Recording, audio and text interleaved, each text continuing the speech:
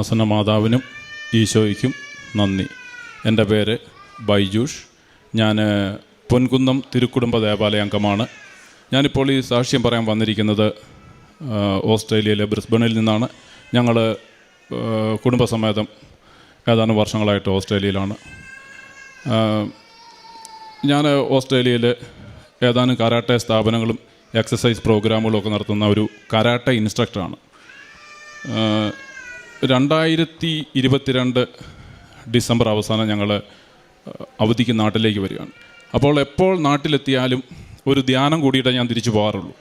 അതുപോലെ തന്നെ ഒരു 24 വർഷങ്ങൾക്ക് മുമ്പ് എനിക്ക് ഞാൻ സ്പോർട്സ് ചെയ്യുന്ന ആളായിരുന്നു. സ്പോർട്സിൽ എനിക്കൊരു ആക്സിഡൻറ്റ് പറ്റുകയും എൻ്റെ മുട്ടിനൊരു ആക്സിഡൻ്റ് ഉണ്ടായി. അതിനുശേഷം എനിക്ക് മുട്ടിനെപ്പോഴും വല്ലാത്ത നീരും വേദനയുമായിരുന്നു. ഈ നീരും വേദനയും കാരണം പലപ്പോഴും ഞാൻ കിടന്നുറങ്ങാനും പാടുപെട്ടിട്ടുണ്ട്. അതായത് എൻ്റെ കാലിൻ്റെ മുട്ടിൻ്റെ നീര് കിടക്കയിൽ തട്ടുമ്പോൾ കിടന്നുറങ്ങാൻ പറ്റാത്തത് കൊണ്ട് ഞാൻ എൻ്റെ ഇടതുകാലും മടക്കി വലതുകാലിൻ്റെ അടിയിലൊരു താങ്ങ് പോലെ വെച്ചുകൊണ്ടായിരുന്നു കിടന്നുറങ്ങിക്കൊണ്ടിരുന്നത്. അപ്പോൾ അത് കൃത്യമായൊരു ഉറക്കം കിട്ടുന്നില്ല. എങ്കിലും അതുപോലെ തന്നെ എൻ്റെ ജോലിയെ ബാധിക്കുമായിരുന്നു ഈ വേദന, നടപ്പിനെ ബാധിക്കും, എൻ്റെ സാധാരണ അതായത് എൻ്റെ ഡെയിലി ലൈഫിലെ ഓരോ കാര്യങ്ങളെ ഇത് വല്ലാണ്ട് ബാധിക്കുമായിരുന്നു.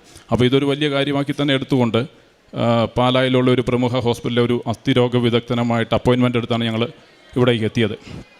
വന്നതിൻ്റെ പിറ്റേന്ന് തന്നെ പോയി ഈ ഡോക്ടറെ കണ്ടു. പല ഡോക്ടർമാരും ഇതിനു മുമ്പ് കണ്ടിട്ടുണ്ട്. അവരൊക്കെ ശാശ്വതമായ ഒരു പരിഹാരം ആർക്കും നിർദ്ദേശിക്കാൻ പറ്റില്ല. ഒന്നെങ്കിൽ വേദനയ്ക്കൊരു ഗുളിക തരിക, അല്ലെങ്കിൽ തേക്കാൻ എന്തെങ്കിലും മരുന്ന് തരിക, അല്ലെങ്കിൽ ഉള്ളത് ഓപ്പറേഷനാണ്. ഈ ഡോക്ടർ ഇത് തന്നെ പറഞ്ഞു. അന്ന് സമയം വൈകിയതുകൊണ്ടും മറ്റു തിരക്കുകളുണ്ടായിരുന്നതുകൊണ്ടും മരുന്ന് വാങ്ങിയില്ല, വീട്ടിലേക്ക് തിരിച്ചു പോയി. വീട്ടിൽ അങ്ങനെ ഇരിക്കുമ്പോൾ പലപ്പോഴും ഞാൻ കണ്ടിട്ടുണ്ട് പല ആൾക്കാർ വീട്ടു പഠിക്കൽ ഈ കൃപാസന പത്രം കൊണ്ടുവന്ന് വെച്ചിട്ടും, പ്രത്യേകിച്ച് ചെറുപ്പക്കാരൊക്കെ. അപ്പോൾ ഞാൻ ഓർക്കും എന്തൊരു വിവരക്കേടാണ്, മനുഷ്യന് വെളിവില്ലാതെ ആയിക്കഴിഞ്ഞാൽ എന്ത് ചെയ്യുക, വിദ്യാഭ്യാസം ഉണ്ടെന്ന് പറയുകയും ഇതുപോലെ അന്ധവിശ്വാസം പ്രചരിപ്പിക്കുകയും ചെയ്യുന്നല്ലോ എന്ന് ഞാൻ ഓർക്കുമായിരുന്നു. കാരണം കൃപാസനത്തോട് എനിക്ക് അത്രയേറെ വെറുപ്പുള്ളൊരു മനുഷ്യനായിരുന്നു. കാരണം ഞാൻ കൃപാസനത്തെക്കുറിച്ച് കേട്ടിരിക്കുന്നത് അത്ര മോശമായിട്ടുള്ള അഭിപ്രായങ്ങളാണ്. പത്രം കലക്കി തിന്നു, കുടിച്ചു, പിന്നെ ചിലരൊക്കെ ഹോസ്പിറ്റലായി, ഇങ്ങനെയൊക്കെ കേട്ടിരുന്നു. അപ്പോൾ ഞാൻ ഓർക്കുമായിരുന്നു ഈ അച്ഛനും ഇവിടെയുള്ള ഈ സ്ഥാപനം കൂടി ക്രിസ്ത്യാനികളോടും ക്രിസ്തുമതത്തോടും മറ്റുള്ളവർക്ക് വെറുപ്പുണ്ടാക്കുന്നതിന് വേണ്ടി എന്തിനിങ്ങനെ പ്രവർത്തിക്കുന്നത് ഞാൻ ചിന്തിച്ചിട്ടുണ്ട്. അതുകൊണ്ട് തന്നെ ഒരു കാരണവശാലും ഈ വഴിക്ക് വരരുതെന്ന് ചിന്തിച്ചിരുന്ന ഒരു മനുഷ്യനാണ് ഞാൻ. അപ്പോൾ അങ്ങനെ ചിന്തിച്ചിരുന്ന ഞാൻ, പക്ഷേ ഞാനൊരു 20 വർഷങ്ങൾക്ക് മേലെയായിട്ട് പള്ളിയിൽ പോകുന്ന കാര്യത്തിലും പ്രാർത്ഥിക്കുന്ന കാര്യത്തിലും ഒട്ടും വളരെ ശുഷ്കാന്തിയുള്ള ഒരാളായിരുന്നു. കാരണം ഞാൻ ഓർക്കുന്നുണ്ട് 153 മണി ജപങ്ങൾ എത്രയോ ചൊല്ലി ഞാൻ പ്രാർത്ഥിക്കുമായിരുന്നു. പക്ഷേ ഒരു കാലത്ത് ഈ ഇട ദിവസങ്ങളിലുള്ള പള്ളിപ്പോക്കിനകത്ത് കുറവ് വന്നു. അതുപോലെ തന്നെ എൻ്റെ ഈ കൊന്ത ചൊല്ലുന്നതിനകത്ത് കുറവ് വന്നു. പക്ഷേ പൂർണ്ണമായിട്ട് നിന്നില്ല. പക്ഷേ ഇത് ഈ പ്രാർത്ഥനയോടൊക്കെ താല്പര്യമുണ്ടെങ്കിലും എനിക്ക് കൃപാസനത്തോട് ഭയങ്കര വെറുപ്പായിരുന്നു. പിന്നീട് ഒരിക്കൽ ഞാൻ ഈ നാട്ടിലെത്തി. അതിനുശേഷം ഈ ഡോക്ടർ കണ്ടു, തിരിച്ചു വന്നു. ഡോക്ടറെ കണ്ടു. ഡോക്ടർക്ക് ഒരു കൃത്യമായിട്ടൊരു മറുപടി ഒന്നും പറയാൻ വന്നില്ല. പിന്നെ എങ്കിലും ഞാൻ തിരിച്ചു വീട്ടിൽ പോയപ്പോൾ ഞാൻ ഈ പറഞ്ഞതുപോലെ കൃപാസനത്തിലോട്ട് വരണ്ട എന്ന് കരുതിയിരിക്കുന്ന സമയത്താണ് ഈ ഒരു അമ്മയും 2 പെൺമക്കളും എൻ്റെ വീട്ടിലേക്ക് കയറി വരുന്നത് കൃപാസന പത്രമായിട്ട്. അപ്പോൾ എനിക്ക് ഇത് വളരെ വെറുപ്പുള്ളൊരു സംഭവമാണ്. പക്ഷേ എങ്കിലും വീട്ടിലേക്ക് വന്നവരെന്നുള്ള നിലയ്ക്ക് ഞാൻ അവരെ കേട്ടു. അപ്പോൾ ഈ അമ്മ പറയുകയാണ്, സഞ്ചാരി മാതാവാണ് കൂടെ വരും. ഞാൻ ആദ്യമായിട്ടാണ് സഞ്ചാരി മാതാവ് എന്നൊരു പദം കേൾക്കുന്നത്. എനിക്കത് ഭയങ്കര അത്ഭുതം തോന്നി. അതുപോലെ തന്നെ ഇവർ പറഞ്ഞു ഇവിടുത്തെ വിശുദ്ധ തൈലവും ഉപ്പൊക്കെ ഉപയോഗിച്ച് അവരുടെ മക്കളുടെ ഓരോ കാര്യങ്ങൾക്ക് വേണ്ടി ഗവൺമെൻറ് സ്ഥാപനങ്ങളിലും ബാങ്കുകളിലൊക്കെ പോയപ്പോൾ ഓരോ കാര്യങ്ങളൊക്കെ വളരെ വേഗത്തിൽ നടന്നു കിട്ടി എന്നൊക്കെ പറഞ്ഞു. അതൊന്നും എനിക്ക് വലിയ പ്രത്യേകതയായിട്ട് തോന്നുന്നില്ല. പക്ഷേ അവർ ഈ മാതാവ് കൂടെ വരുന്നു എന്ന് പറഞ്ഞത് എന്നെ ഭയങ്കര സ്ട്രൈക്ക് ചെയ്തു. അവരെന്നോട് പറഞ്ഞ് പോകാൻ നേരം എന്നോട് പറഞ്ഞ് രാവിലെ ചെന്നാൽ ഉടമ്പടി എടുക്കാം എന്നൊക്കെ എന്നോട് പറഞ്ഞു. പക്ഷേ എനിക്ക് ഉടമ്പടി എന്താണെന്ന് മനസ്സിലായില്ല, ഞാനത് മൈൻഡ് ചെയ്തുമില്ല. പക്ഷേ അവർ പോയി കഴിഞ്ഞപ്പം ഞാൻ എൻ്റെ വീട്ടിൽ പറഞ്ഞു, നമുക്കൊരു കാര്യം ചെയ്യാം, നാളെ രാവിലെ ഈ കൃപാസനത്തിൽ ഒന്ന് പോയി. കാരണം ഞാൻ അവധിക്ക് വന്നപ്പം അങ്ങോട്ടും ഇങ്ങോട്ടൊക്കെ യാത്ര ചെയ്യുന്നതിനുകൊണ്ട് ഒരു വണ്ടി വാടകയ്ക്ക് എടുത്തിട്ടുണ്ടായിരുന്നു. അപ്പം പോകുന്നതിന് 2 ദിവസം മുമ്പാണ് തിരിച്ചു കൊടുക്കണം. അപ്പം വണ്ടി വീട്ടിൽ കിടപ്പുണ്ട്, വെറുതെ കിടക്കുകയാണ്. അപ്പോൾ ഞാൻ പറഞ്ഞു ഒരു കാര്യം ചെയ്യാം, നമുക്ക് ഈ കൃപാസനത്തിൽ ഒന്ന് പോയി ആലപ്പുഴ ബീച്ചൊക്കെ ഒന്ന് കറങ്ങി എല്ലാം ഒന്ന് കണ്ടു കേട്ട് തിരിച്ചു വരാം. വെറുതെ വണ്ടി വീട്ടിലിട്ട് വാടക കൊടുക്കണ്ടല്ലോ. അങ്ങനെ ഞങ്ങൾ പിറ്റേ ദിവസം പൊൻകുന്നത്ത് നിന്ന് ഇവിടെ കൃപാസനത്തിലെത്തി. അപ്പോൾ ഇവിടെ വന്നപ്പം വല്ലാത്ത തിരക്കാണ്. എന്താ ചെയ്യേണ്ടതെന്നൊന്നും അറിയത്തില്ല. അപ്പോൾ ആൾക്കാർ നടന്ന് കയറുന്ന കൂട്ടത്തിൽ ഞങ്ങൾ നടന്ന് ഉള്ളിൽ കയറി. ഉള്ളിലേക്ക് വന്നില്ല, അതിലേറെ തിരക്ക്. അപ്പോഴാണ് കേട്ടത് ഉടമ്പടി എടുക്കാനുള്ളവർ ഏറ്റവും മുകളിലത്തെ നിലയിൽ ചെല്ലും. അപ്പോൾ എന്താണ് ഉടമ്പടി എന്നറിയത്തില്ല, അവിടെ എന്താണ് സംഭവം നടക്കാൻ പോകുന്നതെന്ന് കാണാം. ഉടമ്പടി എടുക്കാനല്ല, എനിക്കെടുക്കാൻ താല്പര്യമില്ല. അപ്പോൾ ഇതൊന്ന് കാണാമെന്നോർത്ത് ഞാൻ മേലെ കയറി ചെന്നു. അപ്പോഴാണ് അച്ഛൻ്റെ ക്ലാസ് അവിടെ നടക്കുന്നു. കേട്ടിട്ട് എനിക്കൊരു താല്പര്യം തോന്നിയില്ല. കാരണം അതിനകത്ത് പറയുന്ന പലതും എനിക്ക് പാലിക്കാൻ പറ്റിയാലാത്തതാണ്. അതുകൊണ്ട് തന്നെ ഉടമ്പടി എനിക്കൊരു രീതിയുണ്ട്. അതായത് ഒരു കേസ് പിടിച്ചാൽ അത് കൃത്യമായിട്ട് ചെയ്യണം. ചെയ്യാൻ പറ്റിയില്ലെങ്കിൽ ആ കേസ് പിടിക്കാൻ പോകല്ലേ. അപ്പം ഇത് ഉടമ്പടി എടുത്താൽ ഞാൻ കൃത്യമായിട്ട് പാലിക്കണം. അപ്പം ഏറ്റവും നല്ലത് എടുക്കാതിരിക്കുകയാണ്. ആ സമയത്താണ് അവിടെ പറയുന്നു ഇത്ര ടോക്കൺ നമ്പർ വരെയുള്ളവർ കൈ ഉയർത്തുക. ഞാൻ ടോക്കൺ എടുത്തിട്ടില്ല, കാരണം ഇത് കാണാൻ ചെന്നതാണ്. ഞാൻ ഇവിടുന്ന് വന്ന വഴിക്ക് കയറി ചെന്നയാളാണ്. അപ്പം ഞാൻ പറഞ്ഞു ഞാൻ ടോക്കണിലില്ല, ഞാൻ പൊക്കോളാം. അപ്പം ടോക്കൺ ഇല്ലാത്തതിൻ്റെ പേരിൽ ഉടമ്പടി എടുക്കാതെ വിട്ടു പോകാമെന്നാണ് ഞാൻ കരുതിയത്. പക്ഷേ അവരെന്നോട് പറഞ്ഞു നിങ്ങളവിടെ ഇരുന്നു, ഞങ്ങൾ ടോക്കൺ കൊണ്ടുവന്നുതരാം. അവരവിടുന്ന് എനിക്കൊരു നമ്പർ കൊണ്ടുവന്ന് തന്നു. ഇനി നിയോഗങ്ങൾ എഴുതണം. അപ്പം ഞാനിതിനെക്കുറിച്ചൊരു പ്ലാനിട്ട് വന്ന ആളല്ല. നിയോഗം എന്നാന്നൊന്നും പ്ലാനൊന്നുമില്ല. അപ്പം ഇവിടെ വന്നപ്പം പെട്ടെന്ന് നിയോഗം എഴുതാൻ പറയുമ്പോൾ എനിക്ക് എൻ്റെ കയ്യിലൊന്നും എഴുതാനില്ല. ഞാൻ പിന്നെ ഇങ്ങനെ എന്ത് ചെയ്യും എന്നാ എഴുതേണ്ടതെന്നൊക്കെ ആലോചിച്ചിരിക്കുമ്പോഴാണ് അച്ഛൻ്റെ ഇതിനകത്ത് ക്ലാസ്സിൽ പറയുന്നു നിങ്ങൾ പരിശുദ്ധാത്മാവിനാൽ നിറയുന്നതിന് എഴുതുക. എന്നാൽ ഒരെണ്ണം തീർന്ന് കിട്ടിയല്ലോ എന്ന് പറഞ്ഞ് ഞാനത് ആദ്യം എഴുതി വെച്ചു. ഇനി 5 എണ്ണം കണ്ടുപിടിക്കണം. അപ്പോഴാണ് എൻ്റെ ഭാര്യയും എൻ്റെ മമ്മിയും എന്നോട് പറഞ്ഞു നിനക്ക് മുട്ടുവേദനയുള്ളല്ലോ, അത് എഴുതി വെക്ക്. അപ്പം ഞാൻ പല ധ്യാന കേന്ദ്രങ്ങളിൽ പോയിട്ടുണ്ട്, താമസിച്ചുള്ള ധ്യാനം കൂട്ടിയിട്ടുണ്ട്. പല ഡോക്ടർമാരും നോക്കിയിട്ട് നടക്കാത്ത കേസ് ഇപ്പോൾ ഈ 1 മണിക്കൂർ കൊണ്ട് മാതാവ് ചെയ്യുമെന്ന് പറയുമ്പം അത് വിശ്വസിക്കാൻ മാത്രം മണ്ടനല്ല ഞാൻ. അപ്പം ഞാൻ പറഞ്ഞു അതിൻ്റെ ആവശ്യമില്ല, ചുമ്മാ എന്തിനാ വേറെ എന്തെങ്കിലും എഴുതി ഗുണമുള്ള കാര്യം എഴുതാം. ആ സമയത്താണ് അവിടെ ക്ലാസ് എടുക്കുന്നവർ പറഞ്ഞു നിങ്ങളുടെ ജീവിതത്തിൽ ഒരിക്കലും സംഭവിക്കുകയില്ലെന്ന കാര്യം എന്ന് കരുതുന്ന കാര്യം എഴുതുക. ഞാനപ്പം സംഭവിക്കാത്ത കാര്യമാണ്. ഇത് 20-22 വർഷമായിട്ട് ഞാൻ അനുഭവിക്കുന്ന വേദനയാണ്. ഞാനിത് എഴുതി വെച്ചു. അവൻ ഒരിക്കലും ജീവിതത്തിൽ സംഭവിക്കുകയില്ലാത്ത കാര്യങ്ങൾ എഴുതാൻ പറഞ്ഞപ്പോൾ എൻ്റെ നിയോഗങ്ങൾ 6 കടന്നുപോയി. ഞാൻ മാതാവിനെ പറ്റിച്ച് 6 നമ്പർ വിട്ട് എനിക്കുള്ളിൽ തോന്നിയതെല്ലാം എഴുതി വെച്ചു. അത് എഴുതുമ്പോഴും എനിക്ക് ഈ കൃപാസനത്തോടും ഇവിടുത്തെ ഒന്നിനോടും യാതൊരു താല്പര്യവുമില്ല. ആൾക്കാർ വരുന്ന കൂട്ടത്തിൽ താഴെ വന്നു, മാതാവിനെ കൊണ്ട് ഇവിടെ പ്രദക്ഷിണം വന്നു, ഇവിടെ ഒരു കടമ പോലെ ഇതൊക്കെ ഇട്ട് തിരിച്ചു പോകുമ്പോൾ ഞാൻ ഉള്ളിൽ കരുതി 90 ദിവസത്തെ കേസല്ലേ ഉള്ളൂ, എങ്ങനെയും ഇത് ഒപ്പിച്ച് തീർക്കാം, അത് കഴിയുമ്പോൾ പരിപാടി തീർന്നല്ലോ എന്ന് കരുതിയാൽ ഞാൻ ഇപ്പം 2 വർഷത്തിന് മേലെയായിട്ട് ഈ ഉടമ്പടിയിൽ തന്നെയാണ്. അതുപോലെ തിരിച്ച് വീട്ടിൽ ചെന്ന അന്ന് തൊട്ട് ഞാൻ ഈ ഉടമ്പടി പാലിച്ചില്ല. കാരണം ഞാൻ എൻ്റെ 2-ാം ദിവസം തിരിച്ചു പോകും. തിരിച്ചു പോകുമ്പം ഫ്ലൈറ്റ് യാത്രയ്ക്കിടയ്ക്ക് എനിക്ക് കൃത്യസമയത്ത് കൃത്യതയോടുകൂടി പാലിക്കാൻ പറ്റാതെ വരും. കാരണം ഇത് കൃത്യമായിട്ട് ചെയ്യേണ്ട ഒരു സംഭവമാണെന്ന് എനിക്ക് തോന്നി. കാരണം ഇതൊരു നല്ല മനുഷ്യനെ വാർത്തെടുക്കാനായിട്ടുള്ളതാണ്. അതായത് സ്നേഹവും സാഹോദര്യവും കൊണ്ടും അതുപോലെ മറ്റുള്ളവർക്ക് നന്മ ചെയ്തും ഒരു നല്ല മനുഷ്യനായി വളരാനുള്ള മാർഗ്ഗങ്ങളാണ് ഇതിനകത്ത് പറഞ്ഞിരിക്കുന്നത്. അതുകൊണ്ട് ചെയ്താൽ ഇത് കൃത്യമായിട്ട് ചെയ്യണം. ഞാൻ തിരിച്ച് സിഡ്നിയിൽ ചെന്നു. സിഡ്നിയിൽ ഞങ്ങളുടെ വണ്ടി കൊണ്ടുവന്നിട്ടുണ്ടായിരുന്നു. അപ്പം അത് ഡ്രൈവ് ചെയ്ത് 350 കിലോമീറ്റർ മിച്ച ഡ്രൈവ് ചെയ്ത് വീട്ടിലെത്തിയതിൻ്റെ പിറ്റേന്ന് മുതൽ ഞാൻ ഉടമ്പടി പ്രാർത്ഥന ചൊല്ലി തുടങ്ങി. എനിക്ക് ഉള്ളിൽ വെറുപ്പ് തോന്നിയവരോടൊക്കെ ഞാൻ ക്ഷമിച്ച് പ്രാർത്ഥിച്ചു. ചിലരുടെയൊക്കെ വീടുകളിൽ തന്നെ പോയി ഞാൻ അവരെ കണ്ടു, അവരൊക്കെ ആയിട്ട് സംസാരിച്ചു.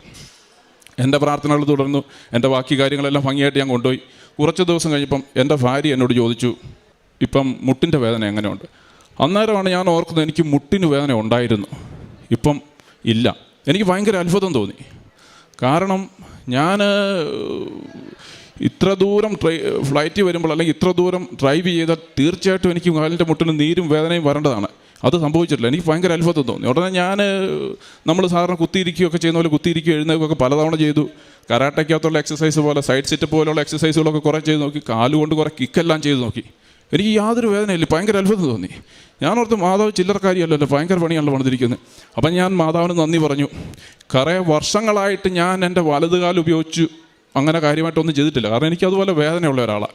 കാരണം യാത്രകളൊക്കെ പോകാൻ എനിക്കിഷ്ടമാണ്, പക്ഷേ കാലിൻ്റെ വേദനയോട് ഞാൻ ചെയ്യാറില്ല. അപ്പം ഇങ്ങനെ എൻ്റെ വേദന കംപ്ലീറ്റ് മാറി. പക്ഷേ അതിന് ശേഷം ഒരു സംഭവം ഉണ്ടായി. ഞാൻ എൻ്റെ വാക്കിലും പ്രവൃത്തിയിലും എല്ലാം വളരെ കൃത്യതയോടുകൂടി തന്നെ പോയിക്കൊണ്ടിരിക്കുകയാണ്. ഒരിക്കൽ ഞാനും എൻ്റെ കൂടെ ഒരു ഫിലിപ്പൈനെയും കൂടി ഒന്നിച്ച് ഞങ്ങൾ ജോലി ചെയ്യുകയാണ്. അന്ന് ജോലി സ്ഥലത്ത് തിരക്കില്ല, ഞങ്ങൾ വെറുതെ ഓഫീസിലിരിക്കുകയാണ്, വർത്തമാനം പറഞ്ഞിരിക്കുകയാണ്. അപ്പം അവൻ എന്നോട് ചോദിച്ചു അവിടെ ഒരു സ്ത്രീ പുതിയതായിട്ട് ജോലിക്ക് വന്നിട്ടുണ്ട്, അവരെങ്ങനെയുണ്ട്. ഞാനപ്പം നോക്കിയപ്പം അവർ ജോലിക്കകത്ത് അത്ര ഒരു ഇതല്ല, ഒരു ഇച്ചിരി ഉടായ്പാണ്, വലിയ കാര്യമായിട്ടൊന്നും ചെയ്യുകയില്ല. ഞാനപ്പം പറഞ്ഞു അവരുടെ കൂടെ പണി വന്ന് നമുക്കിട്ട് പണി കിട്ടും, അവർ വെറും ഉടായ്പാണ്, അവരുടെ കൂടെ പണി വന്ന് നമുക്കിട്ട് പണിയായി എന്ന് പറഞ്ഞ് ഞാൻ അവിടെ ഇരുന്ന് കുറച്ച് കഴിയുമ്പോൾ എൻ്റെ മുട്ടിന് വേദന തുടങ്ങി. അപ്പം ഞാൻ ചിന്തിച്ച് ഇത് എൻ്റെ മുട്ടിൻ്റെ വേദന മാറിയതായിരുന്നല്ലോ, ഇപ്പോൾ ഈ വേദന എവിടെ നിന്ന് വന്നു. അപ്പം മാതാവ് വേദന മാറ്റി എന്ന് പറയുന്നത് വെറുതെയാണ്. അതൊരു എൻ്റെ വെറും മനസ്സിൻ്റെ തോന്നലായിരുന്നു. മാതാവ് മാറ്റിയിട്ടില്ല, ഒന്നും സംഭവിച്ചില്ല. എൻ്റെ മുട്ടുവേദന അവിടെ ഇരിപ്പുണ്ട്. പക്ഷേ അവിടെ ഇരുന്ന് തന്നെ ഞാൻ ചിന്തിക്കാൻ തുടങ്ങി, ഞാൻ ഇവിടുന്ന് എഴുന്നേറ്റില്ല, നടന്നില്ല, എൻ്റെ കാലിൻ്റെ മുട്ട ഒരിടത്തും തട്ടിയിട്ടുമില്ല, ഇപ്പോൾ ഈ വേദന വന്നെങ്കിൽ എൻ്റെ പിന്നിൽ എന്തോ ഉണ്ട്. അപ്പം ഞാൻ ചുമ്മാ മാതാവിനോട് പറഞ്ഞു, മാതാവേ, ഇനി ഞാൻ അവളുടെ കുറ്റം പറഞ്ഞുകൊണ്ടാണെങ്കിൽ ഇപ്പം തന്നെ മാറണം. ഞാൻ ഇന്ന് വൈകിട്ട് പോയി കുമ്പസാരിക്കും, ഇനി മേലിൽ ഇത് വരാതിരിക്കാൻ ശ്രദ്ധിക്കും. അല്പം കഴിഞ്ഞപ്പോൾ എൻ്റെ വീട്ടിൻ്റെ വേദന കംപ്ലീറ്റ് മാറി. ഞാനന്ന് വൈകിട്ട് പോയി ക്ഷമയാചിച്ച് കുമ്പസാരിച്ചു. പിന്നീട് അത്തരം സാഹചര്യം ഉണ്ടാകാതിരിക്കാണ്ട് ഞാൻ ശ്രദ്ധിക്കാറുണ്ട്. 2 വർഷങ്ങൾക്ക് മേലെയായിട്ട് എനിക്കിപ്പോൾ മുട്ടുവേദനയില്ല.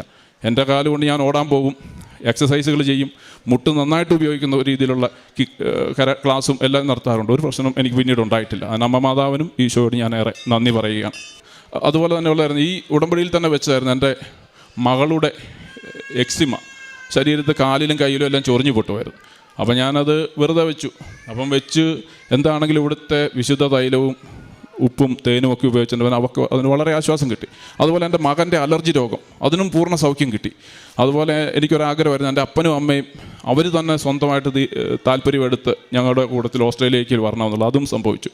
പിന്നീട് മറ്റൊന്ന്, മാതാവ് തന്ന മറ്റൊരു അനുഗ്രഹം പറയാൻ, അതായത് ഞാൻ താമസിച്ചിരുന്ന സ്റ്റേറ്റിൽ നിന്ന് മറ്റൊരു സ്റ്റേറ്റിലേക്ക് ഞങ്ങൾ വീട് വാങ്ങി മാറുകയാണ്. അപ്പോൾ എൻ്റെ ഭാര്യയ്ക്ക് ജോലി കിട്ടി. അപ്പം എൻ്റെ ധാരണയിലിരുന്ന് ഈ പുതിയ സ്ഥലത്ത് ചെല്ലുമ്പം പരമാവധി കരാട്ടെ ക്ലാസ്സിലോട്ട് കോൺസെൻട്രേറ്റ് ചെയ്യണമെന്നാണ് എൻ്റെ പ്ലാന്. പക്ഷേ എനിക്കറിയാം, ആ സ്ഥലത്ത് ഒരു മനുഷ്യൻ എന്നെ അറിയത്തില്ല. ഞാനൊരു ക്ലാസ് തുടങ്ങി ഒരു മനുഷ്യനെ കിട്ടത്തില്ല. അതൊരു പുതിയ സ്ഥലമാണ്. അവിടെയൊക്കെ ഇഷ്ടംപോലെ സായിപ്പന്മാരുടെ കരാട്ടെ ക്ലാസ്സുകളുണ്ട്. അതുകൊണ്ട് ഞാൻ അവിടെ കുറേ കാലമൊക്കെ ചെന്ന് അവിടെ ഒരു പരിചയമായി കഴിഞ്ഞിട്ട് ചെയ്യുന്നതായിരിക്കും നല്ലതെന്ന് കരുതി ഞാൻ ജോലിക്ക് ശ്രമിച്ചു തുടങ്ങി. ഒത്തിരി ജോലിക്ക് അപേക്ഷ വെച്ചു, ഒരു ജോലിക്ക് പോലും എന്നെ വിളിക്കുന്നില്ല. ഭയങ്കര വിഷമം തോന്നി. കാരണം അവിടെ 2 പേരുടെ ഒരു വരുമാനമുണ്ടെങ്കിൽ നമുക്കൊരു പുതിയ സ്ഥലമാണ് പിടിച്ചു നിൽക്കാൻ പറ്റുള്ളൂ. അപ്പം അത് ഭയങ്കര ബുദ്ധിമുട്ടായി. അപ്പം ഞാൻ മാതാവിനോട്, മാതാവ്, ഞാൻ ഉടമ്പടി വരുത്തിയിട്ടുണ്ട്, എൻ്റെ കാര്യങ്ങൾ ഞാൻ കൃത്യമായിട്ട് ചെയ്യുന്നുണ്ട്, ഇങ്ങോട്ടുള്ളതൂടെ കാര്യങ്ങൾ ഇടയ്ക്ക് നോക്കിയേക്കണം എന്ന് പറഞ്ഞ് കരഞ്ഞ് പ്രാർത്ഥിച്ചു. എന്താണെങ്കിലും 2 ദിവസം കഴിഞ്ഞപ്പോൾ എൻ്റെ കൂടെ ജോലി ചെയ്യുന്ന എൻ്റെ ഒരു സുഹൃത്ത് എന്നോട് പറയണ, ബൈജുഷേ, നമ്മുടെ ഈ കമ്പനി, നീ സ്ഥലം മാറിപ്പോകുന്ന അവിടെ നിൻ്റെ വീടിൻ്റെ അടുത്തൊരു അരമണിക്കൂർ അപ്പുറത്തായിട്ട് അതിൻ്റെ ഒരു പുതിയ ബ്രാഞ്ച് തുടങ്ങിയിട്ടുണ്ട്. നിനക്കവിടെ ചോദിച്ചാൽ ഒരു പക്ഷേ ഇൻറ്റേർണൽ ട്രാൻസ്ഫർ കിട്ടിയേക്കും. ഞാനത് പ്രകാരം എൻ്റെ മാനേജറോട് സംസാരിച്ചു. എനിക്കൊരു ഇൻറ്റേർണൽ ട്രാൻസ്ഫർ തരാമെന്ന് ചോദിച്ചു. അതും നടത്തി കിട്ടി. എനിക്കവിടെ ജോലി കിട്ടി. അപ്പം ഞാൻ എൻ്റെ മാനേജറോട് പറഞ്ഞു, എനിക്ക് എന്നും പള്ളിയിൽ പോകണം, അപ്പം അവിടെ ഷിഫ്റ്റ് ഇടുമ്പം ഇന്ന ഷിഫ്റ്റേ ചെയ്യാൻ പറ്റുള്ളൂ എന്ന് അവരോടൊന്ന് പറഞ്ഞേക്കണം. അതുപ്രകാരം എൻ്റെ മാനേജർ അവിടെ എനിക്ക് വേണ്ടി റെക്കമെൻഡ് ചെയ്തു. അവന് പള്ളിയിൽ പോകേണ്ട ആളാണ്, അതുകൊണ്ട് ഇന്ന ഷിഫ്റ്റുകളെ അവന് ചെയ്യാൻ പറ്റുള്ളൂ. എനിക്ക് ഒരുമാതിരി ആ രീതിയിലുള്ള ഷിഫ്റ്റുകളൊക്കെ കിട്ടി. ഞാനവിടെ പോയി ജോലി തുടങ്ങി. പക്ഷേ ഞാനതിനകത്ത് അത്ര ഒരു തൃപ്തി എനിക്ക് വന്നില്ല ആ ജോലിയോട്. അപ്പം അവർ എൻ്റെ കമ്പനി അറിയാതെ മറ്റ് ചില ജോലികൾക്കൊക്കെ ശ്രമിച്ചു തുടങ്ങി. ജോലിയൊന്നും കിട്ടുന്നില്ല. അപ്പം ഞാൻ 1-2 കരാട്ടെ ക്ലാസ്സൊക്കെ അവിടെ തുടങ്ങി വെച്ചു. അതിലത്ര മെച്ചമല്ല, ആൾക്കാർക്കൊന്നും തന്നെ അറിയത്തില്ല. അവിടെയെങ്കിലും സ്റ്റാർട്ട് ചെയ്ത് വെച്ചു. അപ്പം ഇങ്ങനെ മുന്നോട്ട് പോവുകയാണ്. പിന്നീടുള്ളതെന്ന് പറഞ്ഞാൽ, ഒന്നെങ്കിൽ ഈ കരാട്ടെ ക്ലാസ്സും ഈ ജോലിയും കൂടെ ആകുമ്പോൾ എനിക്ക് പള്ളിയിൽ പോക്കിനെ ഇത് വല്ലാണ്ട് ബാധിക്കും. അപ്പോൾ എനിക്ക് പള്ളിയിൽ പോകാതിരിക്കാൻ പറ്റത്തുമില്ല. പള്ളിയിൽ പോക്ക് എനിക്ക് പ്രധാനപ്പെട്ട കേസാണ്. അപ്പം ഞാൻ മാതാവിനോട് പറഞ്ഞു, മാതാവേ, ഇങ്ങനെ പോയ കാര്യം കൊടുക്കുകയില്ല, എനിക്ക് പള്ളിയിൽ പോകണം. ഞാനതുകൊണ്ട് ഈ ജോലി വേണ്ടെന്ന് വെക്കും. ജോലി വേണ്ടെന്ന് വെച്ചാൽ ഒരു വലിയ പ്രശ്നമുണ്ട്. കാരണം വീട്ടിലെ വരുമാനം നിന്ന് പോകും. വരുമാനം നിന്ന് കഴിഞ്ഞാൽ പിന്നെ അവിടെ ജീവിക്കാൻ പറ്റത്തില്ല. അപ്പം ഞാൻ മാതാവിനോട് പറഞ്ഞു, അമ്മച്ചി, ഞാൻ ഉടമ്പടി എടുത്തിരിക്കുന്നതാണ്, ഞാൻ അമ്മയെ പ്രതി ഞാൻ എൻ്റെ ജോലി വേണ്ടെന്ന് വെക്കാൻ പോവാണ്, അതുകൊണ്ട് ബാക്കി കാര്യം അമ്മ നോക്കിക്കോണം. അപ്പം ഞാൻ എൻ്റെ ലോങ് സർവീസ് ലീവൊക്കെ എടുത്തു. ആ ലോങ് സർവീസ് ലീവൊക്കെ എടുത്തിരിക്കുന്ന സമയത്ത് ഞാൻ കുറച്ച് കരാട്ടയ്ക്ക് കുറച്ച് പരസ്യങ്ങളൊക്കെ കൊടുത്തു. ഇങ്ങനെ മുന്നോട്ട് പോവുകയാണ്. ഇനി എൻ്റെ ജോലി റിസൈൻ കൊടുക്കേണ്ട ദിവസം വന്നു. അപ്പോൾ അതിൻ്റെ 2-3 ദിവസം മുമ്പ് എനിക്ക് കമ്പനിയുടെ മെയിൻ ഓഫീസിൽ നിന്നൊരു ഇമെയിൽ വന്നു. കമ്പനി ഞാൻ താമസിക്കുന്ന സ്റ്റേറ്റിലോട്ട് അതിൻ്റെ പുതിയ പ്രവർത്തനം തുടങ്ങിയിട്ട് വിജയകരമല്ലാത്തതുകൊണ്ട് അവിടുത്തെ പ്രസ്ഥാനം പൂട്ടിപ്പോവുകയാണ്. അപ്പം പൂട്ടിപ്പോകുന്നതിൻ്റെ ഭാഗമായിട്ട്, അപ്പം ഞാൻ പൂട്ടുന്നതിന് മുമ്പ് തന്നെ ഞാൻ അവിടെ റിസൈൻ ചെയ്യാൻ തീരുമാനിച്ചിരിക്കുകയാണ്. പൂട്ടിപ്പോകുന്നതിൻ്റെ ഭാഗമായിട്ട് അവിടെ പെർമനൻ്റായിട്ട് ജോലി ഉണ്ടായിരുന്നവർക്ക് കമ്പനി ഒരു നല്ല തുക നഷ്ടപരിഹാരം കൊടുക്കുകയാണ്. ഏകദേശം $30,000 എനിക്കും നഷ്ടപരിഹാരം കിട്ടി. അത് ഏകദേശം വരുന്ന എൻ്റെ കുറേ മാസങ്ങളിലേക്കുള്ള ശമ്പളം ഉണ്ടായിരുന്നു. അതായത് ഒരു വരുമാനമില്ലെന്ന് പ്രതീക്ഷിച്ചിരുന്ന എനിക്ക് കമ്പനി പൂട്ടിയാൽ പോലും എനിക്ക് കുറേ മാസങ്ങളിലേക്കുള്ള ശമ്പളം തന്നെ അമ്മ അനുഗ്രഹിച്ചു. അപ്പം ഞാൻ നോക്കിയപ്പം കരാട്ടെ ക്ലാസ്സാണ് ഞാൻ കൂടുതൽ നടത്തുന്നതെങ്കിൽ എനിക്ക് ഒരു ദിവസത്തെ പള്ളിപ്പോക്കോ പ്രാർത്ഥനയോ ഒന്നും മുടങ്ങത്തില്ല. അപ്പോൾ ഞാൻ മാതാവിനോട് പറയും, മാതാവ് എനിക്കൊരു 100 പിള്ളേരെ കിട്ടിയിരുന്നെങ്കിൽ എൻ്റെ കാര്യങ്ങൾ ഭംഗിയായിട്ട് പോയാനെ. അത് പറഞ്ഞ് വലിയധികം വൈകാതെ തന്നെ 100 പേരായി. അപ്പം ഞാൻ കണക്ക് കൂട്ടിയപ്പം അതിൻ്റെ വാടകയും ഇൻഷുറൻസും എല്ലാം കൂടെ കഴിയുമ്പം ഒരു സാധാരണ ജോലി ചെയ്യുന്ന ആളുടെ ഒപ്പത്തിലേക്ക് എത്തുന്നില്ല. അപ്പം ഞാൻ ഇച്ചിരൂടെ കയറ്റി വെച്ചു. മാതാവ് ഞാൻ പറഞ്ഞത് തെറ്റിപ്പോയി, 150 വരെ വേണം. അപ്പോൾ അത് പറഞ്ഞ് ഉദ്ദേശിച്ച പോലെയൊന്നും കാര്യം ഓടിയില്ല. ഞാൻ വേറെ 1-2 ഇൻ്റർവ്യൂ ഒക്കെ അറ്റൻഡ് ചെയ്തു, ജോലിക്ക് അപേക്ഷ വെച്ചു, 1-2 ഇൻ്റർവ്യൂവിന് വിളിച്ചു, ഒരു ഇൻ്റർവ്യൂവിന് പോയി. എനിക്കിതുവരെയും കിട്ടാത്ത ഒരു ശമ്പളം, അതായത് ഇത്രയും കിട്ടിയിട്ടുള്ളതിനേക്കാളും മണിക്കൂറിന് $4.50 കൂടുതലൊരു ശമ്പളം വെച്ച് എനിക്ക് ജോലി എനിക്ക് തന്നു. ഭയങ്കര സന്തോഷമായിപ്പോയി. ഞാൻ തിരിച്ച് വീട്ടിലെത്തി. 2 ദിവസം കഴിഞ്ഞപ്പോൾ ഓഫർ ലെറ്റർ വന്ന് ഞാനത് സൈൻ ചെയ്തു. എന്നിട്ട് നോക്കുമ്പോഴുണ്ട് എൻ്റെ ഷിഫ്റ്റുകൾ മോർണിംഗ് ആകുമ്പോൾ എനിക്ക് പള്ളിയിൽ പോകാൻ പറ്റത്തില്ല. അപ്പോൾ എനിക്ക് ഭയങ്കര സങ്കടമായി. മാതാവ് ഈ കളിയെല്ലാം കളിച്ച് ഞാൻ പള്ളിയിൽ പോകാനായിട്ടായിരുന്നു. എന്നിട്ട് മാതാവ് എനിക്കിട്ട് കൊണ്ട് നീ പണി തന്നത് ശരിയായില്ല.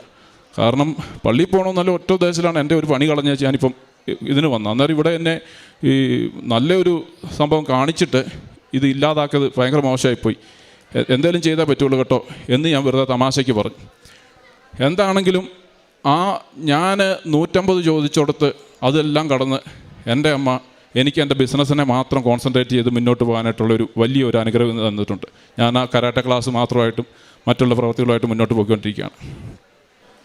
അതുപോലെ തന്നെ ഈ അധികമായില്ല, കുറച്ച് നാളുകൾക്ക് മുമ്പ് എൻ്റെ മമ്മിക്ക് തലച്ചോറിലേക്കുള്ള ഒരു ഞരമ്പിന് ബ്ലോക്കായി.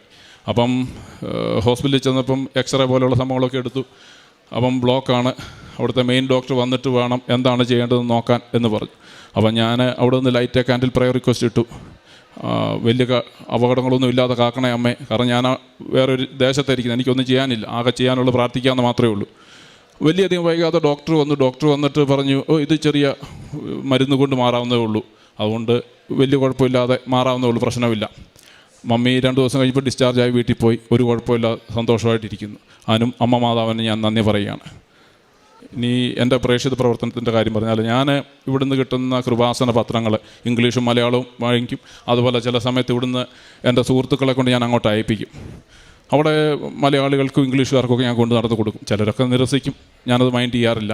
കാരണം അവർക്കറിയത്തില്ല, എനിക്കും അറിയത്തില്ലായിരുന്നു, എനിക്ക് വെറുപ്പായിരുന്നു. ഞാൻ അറിഞ്ഞപ്പോൾ ഞാൻ ഇതിനകത്തുണ്ട്, അവർ വന്നാലും മാറി വരും. ഞാൻ ആ പത്രങ്ങൾ കൊടുക്കാറുണ്ട്. അതുപോലെ തന്നെ സാക്ഷ്യങ്ങൾ തിരഞ്ഞ് എൻ്റെ സുഹൃത്തുക്കൾക്ക് അയച്ചു കൊടുക്കാറുണ്ട്. അതുപോലെ ഞാൻ ഇവിടെ നമ്മുടെ ജപമാല റാലി നടക്കുന്ന ദിവസം ആ സമയവും ദൂരവും കണക്കാക്കിയിട്ട് ഞാൻ ഓസ്ട്രേലിയയിൽ കാൽനടയായിട്ട് ഞാനന്ന് ഇവിടെ വന്ന് പങ്കെടുക്കാൻ പറ്റില്ലാത്തതുകൊണ്ട് അവിടെ ഞാൻ ജപമാല റാലി ഞാൻ തന്നെ നടത്തും. ആ ദൂരം പ്രാർത്ഥിച്ച് കൊന്ത ചൊല്ലി ഞാൻ പോകാറുണ്ട്. പിന്നെ ചെയ്തുകൊണ്ടിരുന്നൊരു കാര്യം എന്ന് പറയുന്നത്, ഞാൻ അവിടെ ജോലി ചെയ്തുകൊണ്ടിരുന്നപ്പോൾ ഒരിക്കൽ ഞാൻ ജോലി ചെയ്യുന്ന സ്ഥലത്ത് എന്നും ഞായറാഴ്ചകളിൽ രാവിലെയാണ് കുർബാന ഉണ്ടായിരുന്നത്. അപ്പം ഞാനിന്ന് ഞായറാഴ്ച രാവിലെ കുർബാനയ്ക്ക് പോകുന്നതാണ്. പക്ഷേ ഒരു ദിവസം എൻ്റെ മാനേജർ എന്നോട് ചോദിച്ചു, ബൈജൂഷിന് ഒരു 1-2 എക്സ്ട്രാ ഞായറാഴ്ച ഷിഫ്റ്റ് കൂടെ ചെയ്യാമോ? ഞാൻ പറഞ്ഞു എനിക്ക് പറ്റത്തില്ല, കാരണം ഞായറാഴ്ച എനിക്ക് ചെയ്യാൻ പറ്റില്ല. കാരണം ഞായറാഴ്ചയ്ക്ക് ഇരട്ടി ശമ്പളമുണ്ട്. അപ്പം ഞാൻ പറഞ്ഞു എനിക്ക് പറ്റിയല്ല. അപ്പോൾ അവരെന്നോട് പറഞ്ഞു, എല്ലാ ആൾക്കാരും ഞായറാഴ്ചത്തെ ഷിഫ്റ്റ് കിട്ടാനാണ് നോക്കുന്നത്, നിനക്കെന്നെ അത് വേണ്ടാത്തത്. ഞാൻ പറഞ്ഞു എനിക്ക് പള്ളിയിൽ പോകണം, അതുകൊണ്ട് എനിക്ക് ഞായറാഴ്ചത്തെ ഷിഫ്റ്റ് വേണ്ട.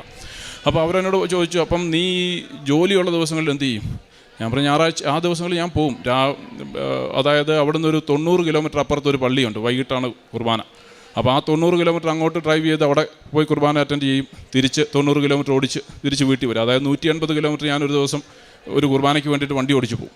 അപ്പോൾ ഞാൻ അവരോട് പറഞ്ഞു, എന്നും എല്ലാ ഞായറാഴ്ചകളിലും ഇത്രയും വലിയ ദൂരം ഓടാനായിട്ട് എനിക്ക് ബുദ്ധിമുട്ടുണ്ട്, അതുകൊണ്ട് എനിക്ക് എക്സ്ട്രാ ഷിഫ്റ്റ് വേണ്ട. അപ്പം അവരെന്നോട് പറഞ്ഞു, ഒരു കാര്യം ചെയ്ത്, നിനക്ക് ഇത്രയും തീഷ്ണതയുള്ളതാണ്, ഒരു കാര്യം ചെയ്തു, നീ എല്ലാ ഞായറാഴ്ചയും പള്ളിയിൽ പോക്കോ, നീ എന്നും ജോലിക്ക് വരിക, രാവിലെ ജോലിക്ക് വരിക, പള്ളിയിലെ കുർബാനയുടെ സമയമാകുമ്പോൾ നീ പള്ളിയിൽ പോവുക, കുർബാന കഴിഞ്ഞിട്ട് വന്ന് ജോലി ചെയ്യുക.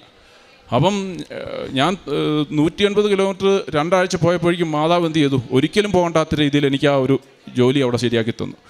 അതിനും ഞാൻ അമ്മ മാതാവിന് വളരെ നന്ദി പറയുകയാണ്. വിദൂരസ്ഥമായ ഒരു ജനതയ്ക്ക് അവിടുന്ന് ഒരു അടയാളം കാണിക്കും. ഭൂമിയുടെ അതിർത്തിയിൽ നിന്ന് അവരെ ചൂളം വിളിച്ചു വരുത്തും. ബൈജൂഷിൻ്റെ മനോഹരമായ ഒരു സാക്ഷ്യം ഈശോയുടെയും പരിശുദ്ധ അമ്മയുടെയും മുമ്പിൽ സമർപ്പിച്ചു കഴിഞ്ഞു.